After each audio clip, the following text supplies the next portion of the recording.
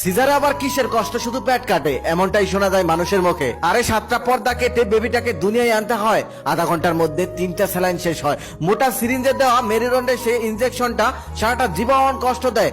যখন অবসর ম্যাটটা চলে যায় তখন গলা কাটা মুরগির মতো ছটফট করতে হয়, আপনজন ছেড়ে পোস্ট অপারেটিভ রুমে থাকতে হয়। এক একটা মিনিট যেন এক একটা ঘন্টার সমান, সময় যেন যায় না। প্রিয় মানুষদের মুখখানি দেখার জন্য ছটফট করা, ঘন্টার পর ঘন্টা কাটা জায়গায় কি যে ব্যথা বলার মতো না। তার সাথে খিচুনি, নিথর দেহে থরথর কাঁপুনি, হাতে ক্যানোলায় স্যালাইন তো চলছেই, অন্যদিকে গলা শুকিয়ে কাটকাট, অথচ এক ফোঁটা পানিও দেওয়া হয় না, কারণ 24 ঘন্টার আগে নিয়মে নেই। পৃথিবীর সব থেকে বড় ভয় কি জানেন? মৃত্যুর ভয়। তেলাপোকা দেখে ভয় পাওয়া মেয়েটি যখন অপারেশন থিয়েটারে যায় তখন সে মৃত্যুর ভয়টাই পায়। সে ভাবে আজকে আমার জীবনের শেষ দিন। তারপরে সে কান্নাকাটি করে আল্লাহর কাছে এই দোয়াটাই করে, আল্লাহ আমার যাই হোক না কেন, তবে আমার সন্তানটা যেন ভালো থাকে।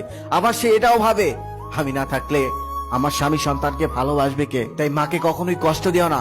মনে রেখো, তুমি যদি পুরো পৃথিবীর মানুষের কাছে ভালোবাসা হেরে যাও তাহলে মায়ের ভালোবাসাটা মিলিয়ে দেখো,